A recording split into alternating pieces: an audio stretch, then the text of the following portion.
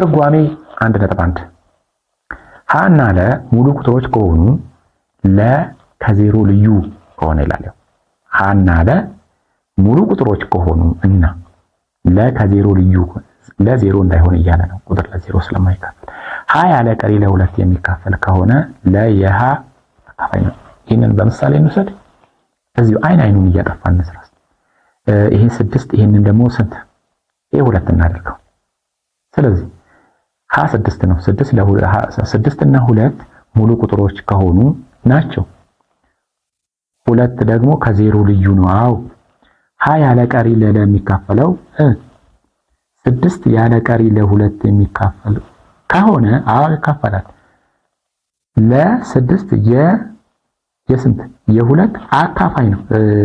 አይሚን 2 የ6 አካፋይ ነው እንላለን። ቀደም ብለናል እኮ ጨርሰናል እኮ 6 ሲካፈል ለ2 ይሄ ተካፋይ ነው። ይሄኛው ደግሞ አካፋይ ነው ብለናል። ከዚህ ሌላ ምሳሌ የለም እንግዲህ አካፋይና ተካፋይ። ስለዚህ ይሄ ማለት ደግሞ በሌላ አገላለጽ 2 እንደዚህ ከጻፈን ምንድነው እያልን ያለነው? ምንድነው እያልን ያለነው ማለት ነው? 2 የ6 አካፋይ ነው። 3 የ6 አካፋይ ነው። የሆነ ቁጥር አለ እያልን ነው። የሆነ ቁጥር አለ ጠ የሚባል ቁጥር አለ። ይህንን 2 በጠ ብናበዛው 6 ይመጣል እያልን ነው አይደለ? 2 ነው በስንት ብናበዛው ነው 6 የሚመጣው? በ3 አይደለ? 2ም በ3 ብናበዛው 6 ይመጣል። ይሄ ደግሞ 3 የ6 አካፋይ ነው። ይሄ 3 የ6 አካፋይ ነው። ይህ ማለት ደግሞ ይህንን 3 በሆነ የማይታወቅ ቁጥር ጠ ብናበዛው 6 ይመጣል። የሚመጣው ቁጥር ደግሞ አለ። ይሄ ማለት ስንት ነው ማለት ነው? ይሄንን በሁለት አሁን ብናበዛው አያጆች ጠ የምትባሏ ስንት ነች ማለት ነው? ጠ የምትባሏ እዚህ ጋር 2 ነች ማለት ነው። ለምን? 3ን በ2 ስታበዙ 6 ስለሚመጣ። እዚህ ጋር ደግሞ ይሄንን ቁጥር በጠ ብታበዙት ይላናል አይደል? ይሄንን ቁጥር በጠ ብታበዙት 6 ይመጣል እያለን ነው። ስለዚህ የማይታወቀው ቁጥር ደግሞ 3 ነው ማለት ነው። በዚህ መንገድም ማየት ትችላላችሁ። እዚህ ጋር ምን ይላል? 3ን በ4 ስንት ነው? 12 ከሆነ ይሄ ማለት 3 የ12 አካፋይ ነው። ወይም ደግሞ 4 የ12 አካፋይ ነው። ለምን? ሁለቱም የ12 አካፋይ አሁን ይሄ ምንድነው? የአካፋዮች ብዜት ይባላል ማለት ነው። ሁለቱ ቁጥሮች ተባዝተው 12 ከመጡ ይሄ የአካፋዮች ብዜት ነው የሚባለው አይደል? የአካፋዮች ብዜት ይሄ ማለት 12 ለ3ም 12 ለ4ም ያለ ቀሪ ስለሚካፈል ማለት ነው። እዚህ ጋር ደግሞ ካያችሁ 5ን በ200 አብዝቶ 1000 አመጣ። ይሄ ማለት 1000 ለ5 ይካፈላል ያለ ቀሪ እያለ ነው። 1000 ለ2ም ለ200ም ያለ ቀሪ ይካፈላል እያለ ነው። ለምሳሌ 1000 ለስንት ለ200 ብንል ይሄ 2 0 ይጠፋል። እዚህ ጋር 2 0 ይጠፋል። በህይወት ያለው 10 ነው። እዚህ ጋር 2 ነው። 10ን ደግሞ ለ2 ስናካፈል 5 ይሆናል ማለት ነው። በዚህ መንገድ እዚህ ጋር ደግሞ የሚገልጸው ምንድነው? 7 የ34 አካፋይ አይደለም። 34 ለ7 ያለ ቀሪ አይካፈልም። 34ን አሁን ይሄ ምንድነው? 7 ለ7 ያለ ቀሪ አይካፈልም እያለን ነው አይደል? አይካፈልም።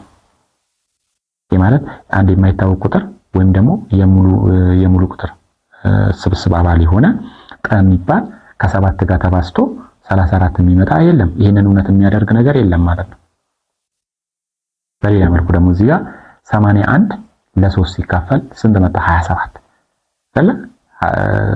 ስለዚህ 27ም 3ም የ81 አካፋይ ናቸው እነኚህ ሁለቱ። እዚህ ጋር የምናየው ምንድነው? 81 ሲካፈል ለ3 27 ይሆናል። ይህ ማለት 81